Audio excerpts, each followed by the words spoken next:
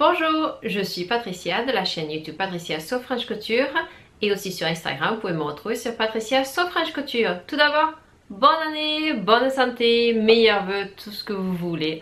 Je vous le souhaite à vous et à votre famille et merci d'être toujours aussi présent sur mes vidéos YouTube. Alors nous ici, bonne année 2022. J'ai l'impression de refaire mon podcast 2021. Nous sommes de nouveau en confinement. Restaurant fermé, école fermée, les salles de muscu, la salle d'escalade, bref. On va essayer de reprendre le sourire et commencer un podcast couture, parler couture pour me redonner le sourire. Et on commence ça tout de suite.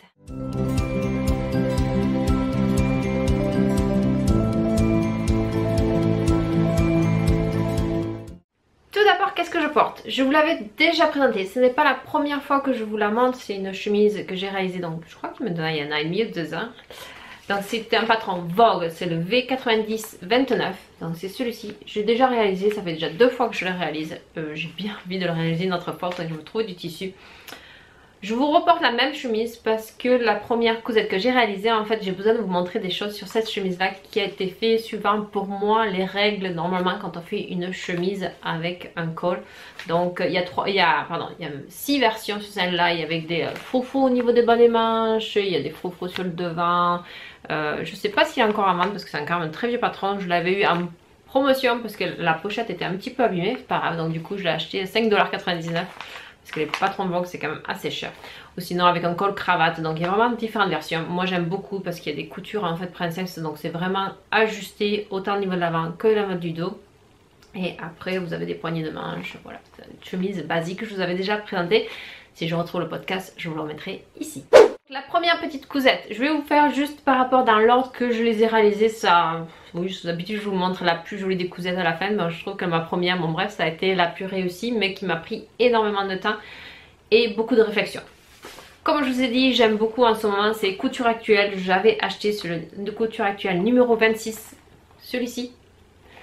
Et j'ai voulu encore essayer, donc je suis partie dans des chutes de tissu encore. Donc il y avait une chemise à l'intérieur. Chemise à volant, il l'appelle, donc c'est ce modèle ici. Donc qu'est-ce qu'ils disent dans ce magazine là? En popeline de coton blanche, en manchure tombante avec volant originaux. J'avais un peu peur de réaliser cette chemise là parce que je suis quand même assez carrée des épaules et avoir des épaules tombantes, j'avais déjà essayé des pulls auparavant et je trouve que ça me va pas du tout, c'est pas quelque chose qui me va. Et alors je me suis dit bon voilà, essaye puis tu verras bien, de toute façon c'est dans les chutes de tissu puis on verra comment ça va ou pas. Donc puis en plus je trouve ça joli sur le mannequin, je trouve qu'ils prennent vraiment des belles photos Couture Actuelle, ils sont très vendeurs.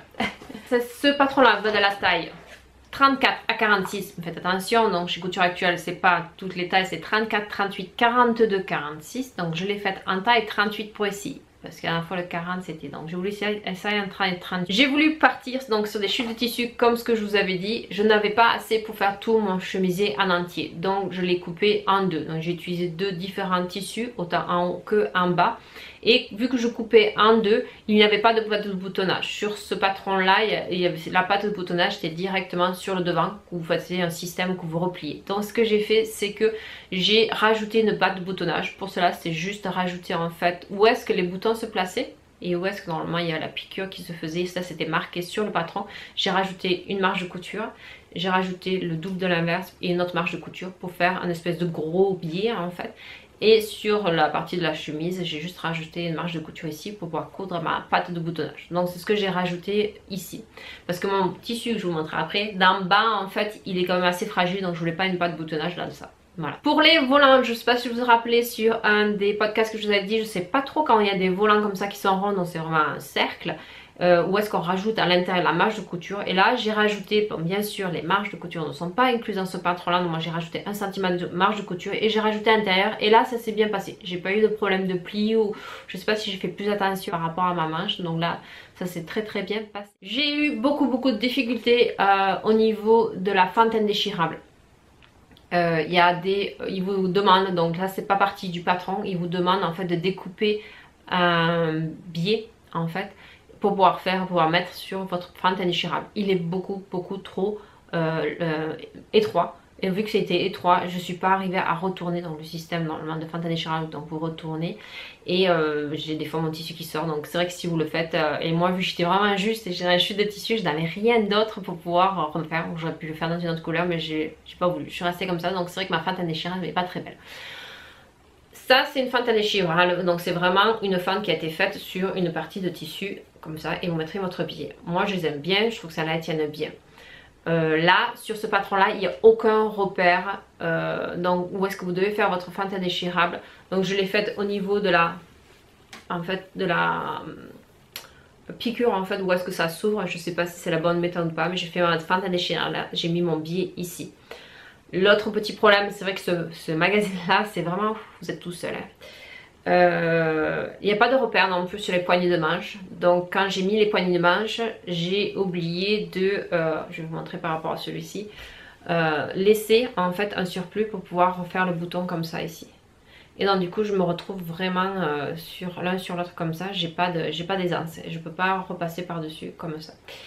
Donc voilà, donc ça a été, je vais vous montrer la petite astuce, j'ai mis des boutons pression et j'ai fait des faux boutons en fait en gros.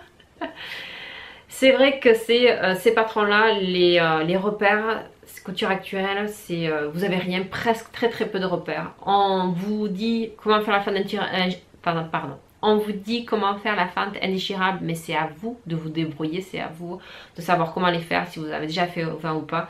Les explications, c'est si vous avez déjà du mal avec Burda, je vous conseille pas couture actuelle, parce que là même moi, alors heureusement j'ai déjà monté un chemisier, je savais où partir, comment commencer, mais c'était assez limite je trouve. Ce que j'aime bien, c'est au niveau, il y a quand même un pied de colle, donc j'étais surprise parce que souvent des fois quand c'est des patrons comme ça, donc ils ne mettent pas de pied de colle, donc le pied de colle c'est ça qui se trouve ici, donc avec le col ici, donc ça a été dans le patron. Et après c'est tout. Autre chose, je vais vous montrer aussi, c'est la longueur. Donc je ne sais pas du tout, j'ai pas trouvé d'informations sur couture actuelle. Si vous le savez, dites-le moi. C'est la stature en fait des mannequins. Moi j'ai rajouté 2 cm en bas de mon chemisier. Je fais 1m69, en général je suis dans la stature standard. Mais là c'est juste quoi, je suis contente d'avoir 2 cm. Et en plus j'ai mis un biais, donc j'ai vraiment pas utilisé mon surplus de couture que j'ai rajouté. J'ai mis un biais tout en bas.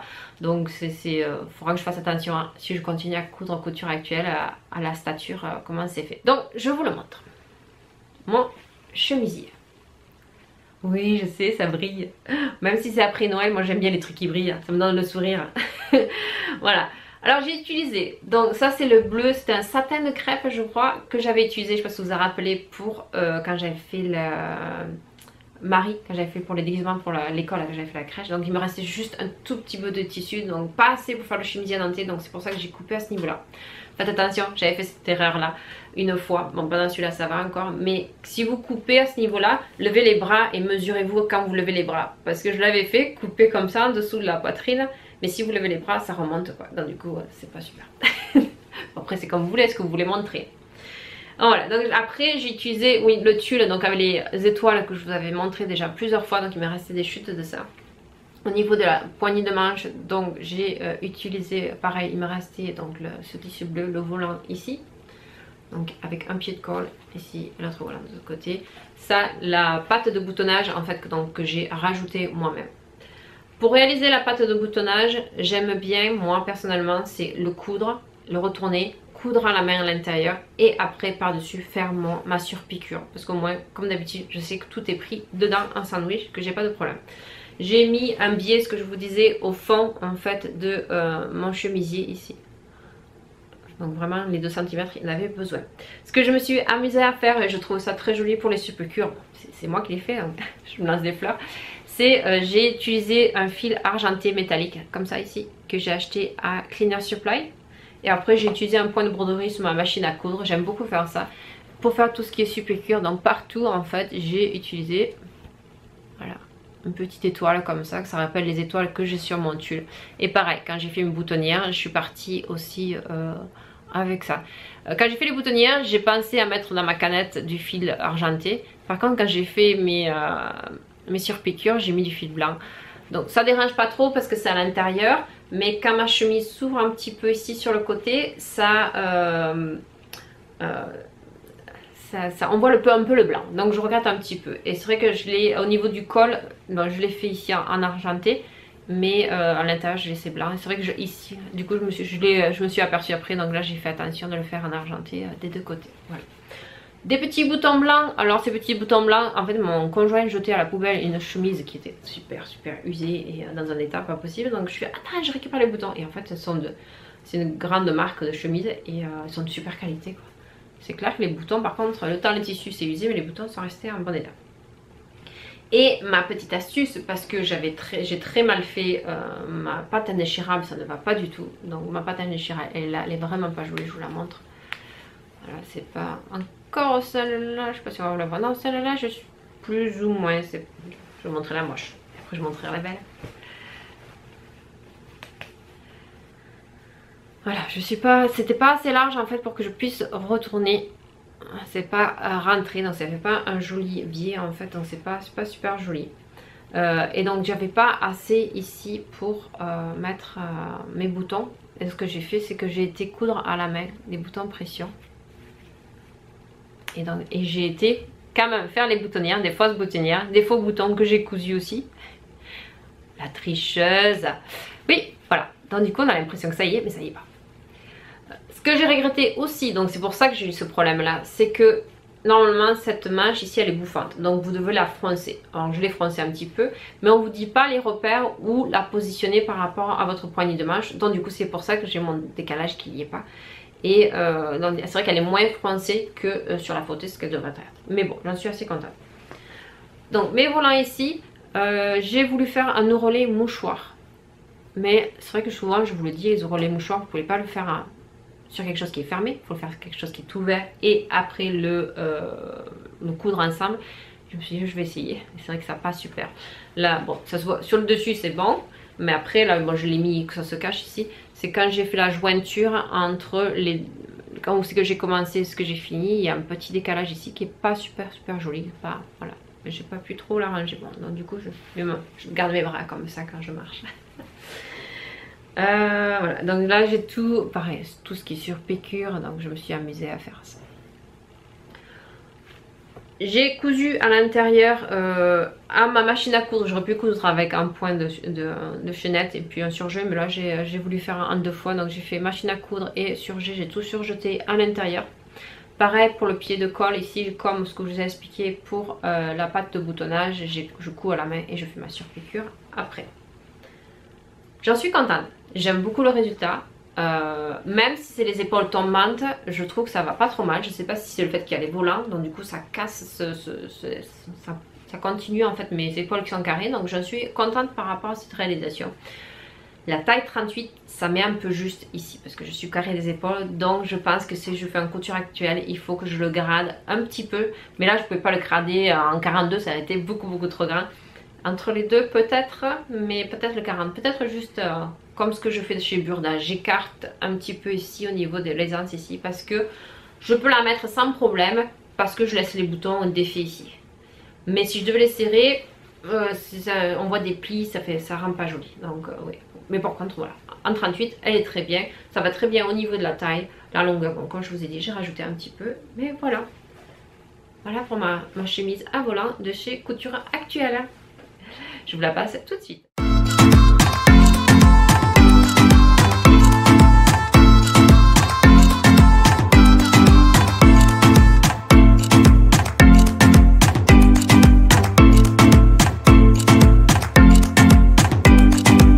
Ma voisine qui est à la retraite a appris, je sais pas trop comment, que je faisais énormément de couture. Et elle apparemment dans les années 70 je pense, parce que elle faisait beaucoup de couture aussi et elle m'a amené 3 cartons de tissu, un carton de patron. Et moi qui n'aime pas avoir des choses que je n'utilise pas, ça m'affole. En fait ça fait le bordel. Je le regarde là parce que c'est là où c'est que mon armoire en patron et tissu là. Et ça ne fait pas ranger, ça ne fait pas ordonner. Vous savez que moi j'aime bien. Et donc j'ai des chutes de tissu. Il y en a certains que je peux utiliser, il y en a certains qui sont très moches. Il y a des trucs vraiment démodés, super démodés. pas mon style du tout. Voilà, il y a des trucs intéressants, il y a des trucs qui ne le sont pas. Je sais pas trop quoi faire. Je sens mal à l'aise de les jeter. Je vais pas les jeter, mais je vais les donner à un magasin de vêtements usagés qui les prend. Je sais qu'ils revendent des morceaux de tissu. Mais je sais pas trop. Et puis les patrons, j'en ai tout un carton, mais c'est... Il y en a, oui, qui sont démodés, on peut enlever un ou deux volants, refaire un petit peu, mais je sais pas comment faire. Si vous connaissez vous-même, ça vous intéresse d'avoir des patrons rétro, parce que c'est vraiment très rétro. Attendez, je vous en sortis quand même au moins un pour vous montrer. Donc je vais en montrer qu'un seul, mais la plupart c'est pour les enfants. Mais là je vous ai sorti un pour adultes, là c'est vraiment... Là on y est, là j'ai l'impression d'avoir 5 ans quoi. Ah ouais. Voilà. Donc si vous connaissez des personnes qui seraient intéressées, parce que je veux pas les vendre, vu qu'elle me les a donnés, c'est vraiment pas, ça m'intéresse pas, je vous envoie, je vous paye les frais de port, c'est pas envoyer un patron, ça coûte pas si cher que ça. Et ça me ferait grand plaisir, je ne vous ai pas envoyé 10 quand même. Mais voilà, c'est assez, voilà, c'est pas trop.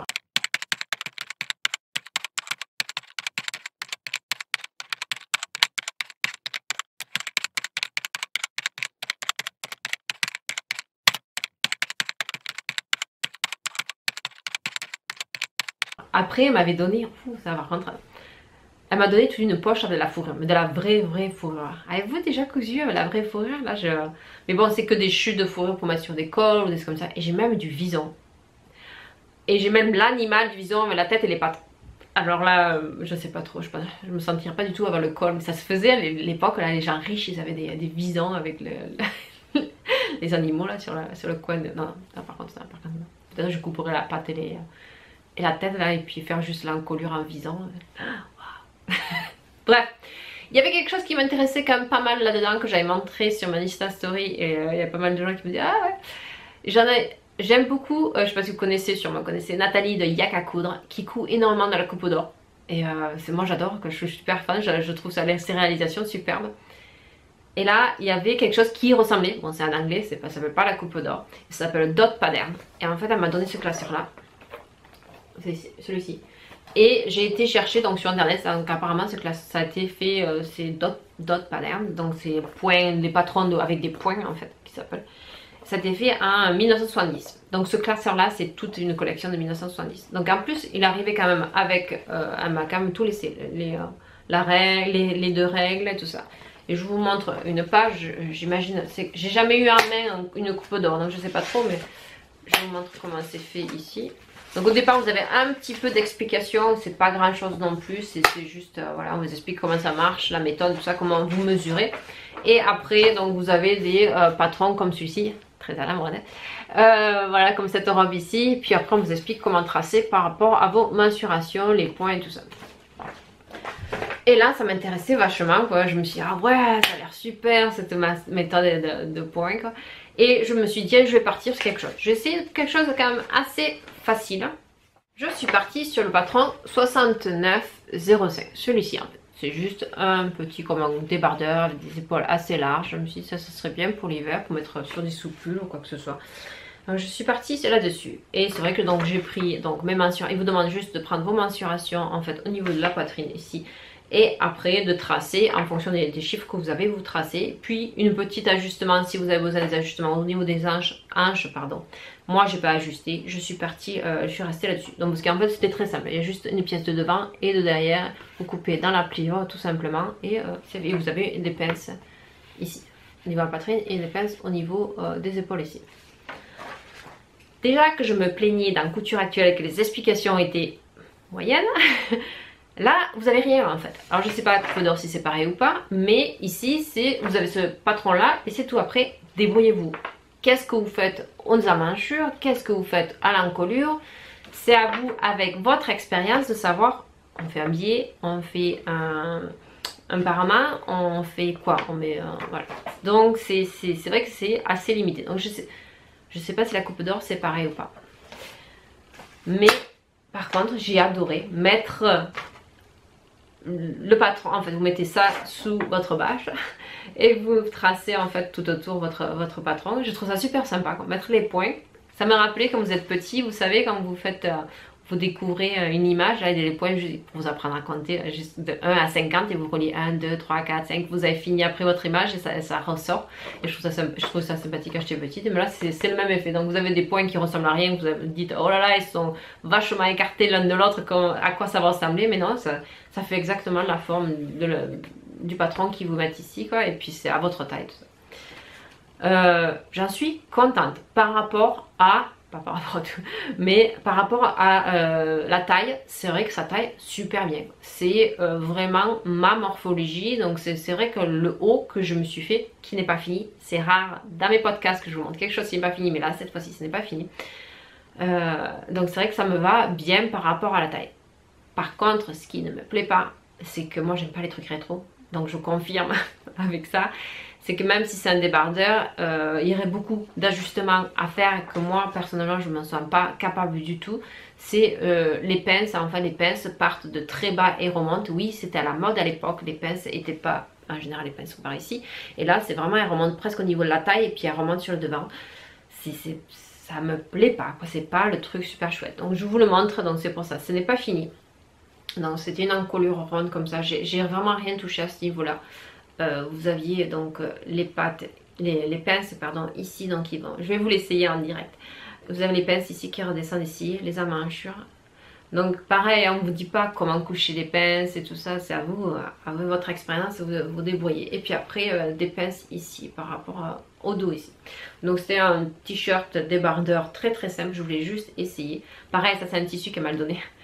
Il paraît vachement plus bleu à la caméra, mais en fait c'est vraiment un bleu des années 70. Et je pense que ça doit être un crêpe très désagréable. Il ne doit pas y avoir des mélanges de polyester à l'époque ou des trucs comme ça, mais c'est pas super agréable. Bref. Et voilà, donc j'ai voulu essayer dans ça, dans un tissu qu'elle m'avait donné. Parce que je ne trouvais pas trop moche. Je me suis dit quand même ce bleu, si je mélange avec du blanc, ça fera sortir. Mais c'est un bleu grisé, un bleu vieillot. Voilà.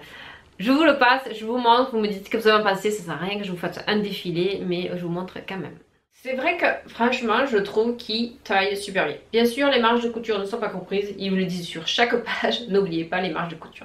Donc l'encolure est très belle, ça me va très bien ici, c'est pas trop serré, c'est pas trop ample, bon c'est la mode de l'époque. Par contre, ce qui me plaît vraiment pas, c'est voilà, ces pinces ici qui descendent super bas et qui remontent, je trouve pas ça super quoi. Voilà, c'est à l'époque quoi. Et puis bon, c'est comme les épaules sont bien descendent, voilà, ça me dérangerait pas parce que bon, il y a 1 centimètre de marge de couture si je le faisais, mais non, ça me plaît pas. Et je sais que tous les projets que je vais réaliser sur ce livre là, ça va pas me plaire, je vais être pareil, il y aura toujours quelque chose, plein de modifications que personnellement moi les pinces c'est pas quelque chose, je suis à l'aise du tout pour changer, c'est pas quelque chose qui me plaît, non. Oh, j'en profite. Oh, j'avais oublié de vous dire. Regardez, je porte mon jean ginger. J'ai oublié, j'ai tellement pas l'habitude de porter les jeans que j'ai fait moi. Entre parenthèses. Tiens, on fait une petite parenthèse avant que je revienne sur mon projet. Ce jean ginger, je l'aime beaucoup. Je l'ai mis, je l'ai lavé. Et en fait, je l'ai déjà craqué. Vu que j'ai les tailles, le jean qui soit assez moulant. En fait c'est pour ça que je pense que je l'ai craqué, parce que les jeans du commerce sont beaucoup plus épais, donc on peut se les permettre de les prendre un peu plus moulants parce qu'ils vont durer. Mais les tissus que nous on achète en magasin sont plus fins, je pense en général, et donc du coup ils vont craquer si je le porte comme ça. Et si je trouvais par chance un tissu plus épais, je pense que je ne le passerai pas sur ma machine à coudre. Il faudrait que j'ai une machine industrielle. Je suis en train de réfléchir, ça va peut-être arriver, mais bon, pas pour l'instant. Et je pense que si je me refais un jean ginger, il va falloir que je prenne une taille dessus qui soit moins moulant pour qu'il tienne. Parce que là je pense pas qu'il tienne à 2 ou 3 ans, comme même 4-5 ans. Les autres jeans que j'ai, ils tiennent quand même super longtemps. Je pense pas que celui-là tienne aussi longtemps. Petite parenthèse du jean ginger terminée. On revient sur ça. Et c'est un peu le bordel ma vidéo aujourd'hui. C'est pas grave. Je ne l'aime pas. Je ne le porterai pas. Ça sert à rien que je le finisse. C'est pour ça que je ne l'ai pas fini. Donc c'est pareil, ce livre-là, comme certains patrons, il y a certains patrons que je vais quand même garder, mais comme ce livre-là, comme certains patrons, je vais les donner. Ça sert à rien que je le garde pour le garder, ça me prend de la place pour un truc que je vais jamais faire. Oui, c'est un truc antique, oui, c'est un truc super bien, mais je sais pas quoi faire. Donc là par contre, les frais de port ça me coûte très cher si vous habitez en France. Si vous habitez au Canada, dites-le moi. on peut peut-être s'arranger, mais voilà, si vous adorez les trucs un peu des années 70, vous avez grimpé. Donc il y a peut-être une centaine de patrons à l'intérieur, mais vraiment des trucs, voilà.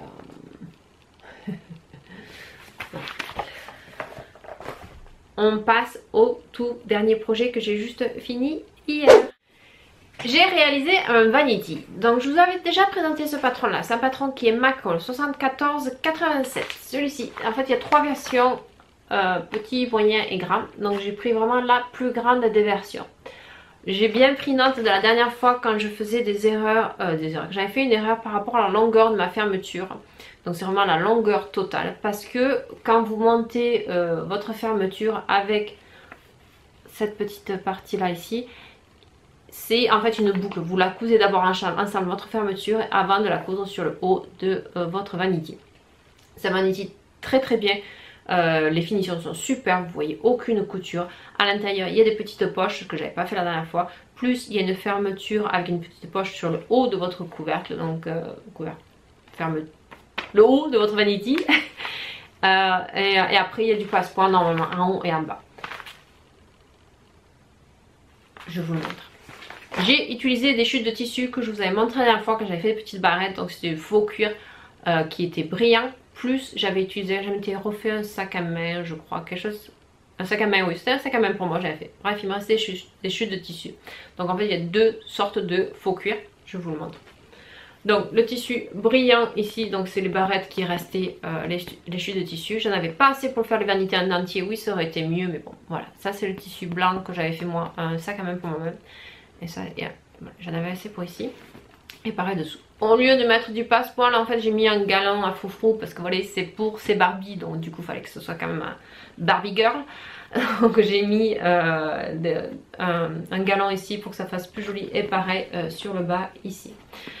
Au niveau de la fermeture, je n'avais pas la longueur qui préconisait et puis en plus j'arrivais pas à trouver des fermetures qui s'ouvrent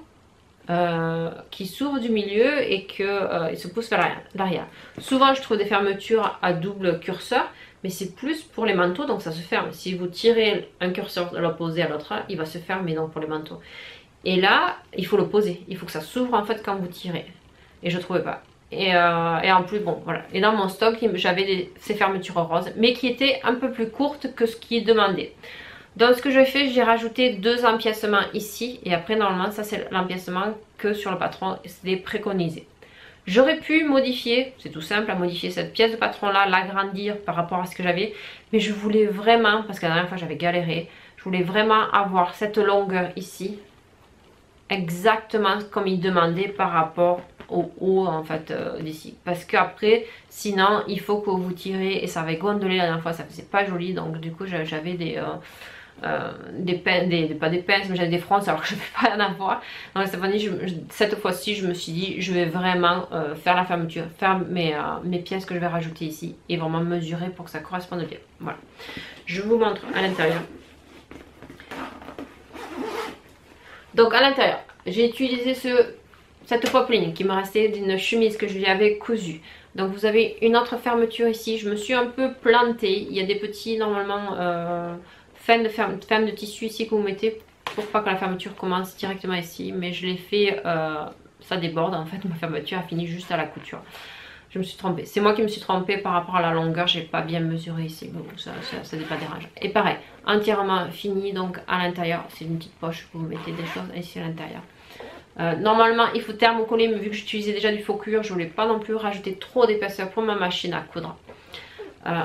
En bas ici pareil, donc vous avez un fond de votre vanity et vous avez plein de petites poches, petits rangements sur les côtés, partout. Je crois qu'il y a déjà des talons aiguilles quelque part. Ben oui, c'est bien ma fille. Voilà. Donc vous avez ça, tout ça. Ici en fait quand vous montez ici, donc la fermeture, vous cousez en fait la machine à coudre, vous laissez ça ouvert et tout ça en fait vous le fermez à la main. Quand vous le retournez vous fermez à la main. Et pareil pour la partie d'en bas, ici ça a été cousu à la main pour fermer. J'ai eu beaucoup de difficultés. Ce tissu là qui brille, qui est joli, moi aussi je le trouve super joli, je sais pas ce que vous en pensez. Il est galère, super galère, en fait il colle, il pègue comme on dirait chez moi.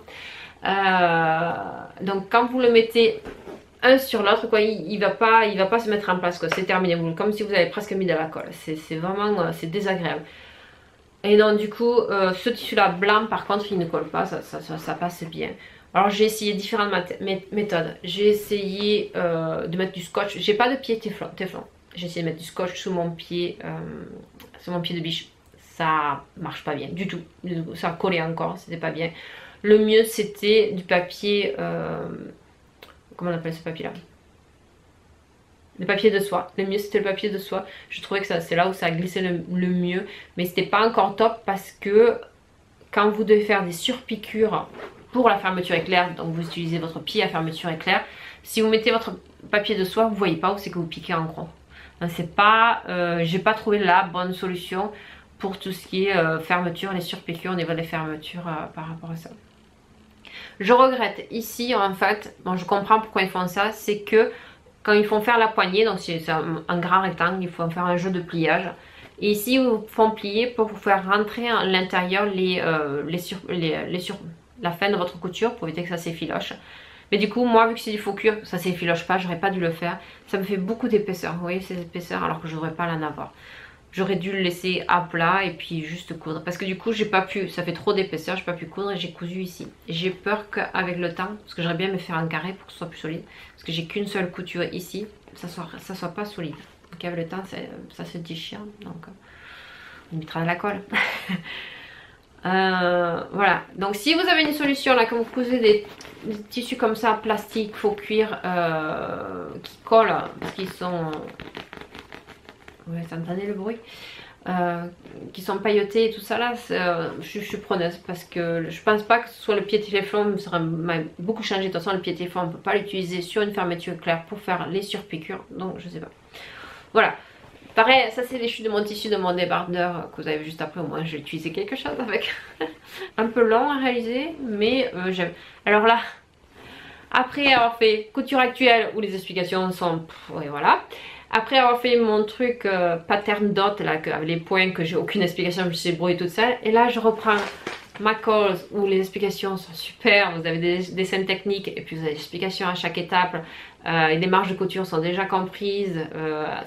Normalement c'est 1,5 cm, mais quand vous faites des accessoires, souvent faites attention, ça change à 0,5 cm ou 0,6 cm. Donc lisez bien chaque pièce du patron par rapport à ça, mais ça c'est chouette, j'ai l'impression de me reposer, même si la réalisation était beaucoup plus longue que mon débardeur que j'ai même pas fini. C'était bien de ne pas réfléchir pendant 3 heures. Il me restait des petites chutes et je voulais absolument le finir ce tissu parce que je veux vraiment enlever mes chutes. Vu que m'a donné 3 cartons de tissu de chutes, je veux éliminer les miennes au moins. J'ai fait des disques démaquillants, donc tout simple, un côté coton, un côté éponge de bambou. Et ce que je le fais à la surjeteuse. Donc mon cercle ici c'est un rayon de 5 cm. Et après je couds avec, ici c'est un fil multicolore que j'ai acheté chez cleanersupply.ca. Et je fais un surjet 3 fils au plus large. Voilà. Et au point le plus serré, presque 0, c'est vraiment juste à côté l'un de l'autre pour que ça fasse ça. Et je passe qu'une seule fois tout autour. C'est pas la première fois que je lui en fais, mais voilà. Donc j'en ai fait 6. Donc c'est pour moi et ma fille, on les utilise. Faites attention, j'ai fait la bêtise, je vous le montre, tant que j'ai la bobine là. C'est que quand ça arrive dans un emballage en plastique super serré là. Là normalement il y a une petite languette, ça marche pas. Je sais pas si vous ça marche, mais moi perso ça marche pas. J'ai pris un ciseau. Puis après c'est marqué, prenez pas le ciseau pour l'ouvrir. J'ai pas écouté. Voilà ce qui m'est arrivé. Donc à un moment donné je vais avoir des problèmes de fil. C'est que j'ai coupé dans le fil, donc je me retrouve, voyez. Je vais avoir pas mal de fils où je pourrais pas m'en servir. C'est bien Patricia, t'as fait une belle bêtise. C'est tout pour mes coutures d'aujourd'hui. J'espère que ce podcast vous a plu. Nous avons été voir un film de Casse-Noisette fait, en fait c'est pas en 3D, c'est vraiment dans une grande salle où il n'y a même pas de siège, on s'assoit par terre en gros. Et je trouve ça super intéressant. J'ai fait quelques vidéos, donc j'avais envie de vous montrer, parce qu'il y a des gens qui m'ont dit montrez-nous ce que tu vois au Canada. Donc c'est ce qu'on avait été voir. Si ça vous intéresse pas, je sais pas, peut-être ce film passe dans notre pays qui est ici, mais bon, ici Casse-Noisette à Noël est très populaire. Bon voilà, je vous montre ça. Je vous fais des gros bisous. Ciao, bis, à notre couture.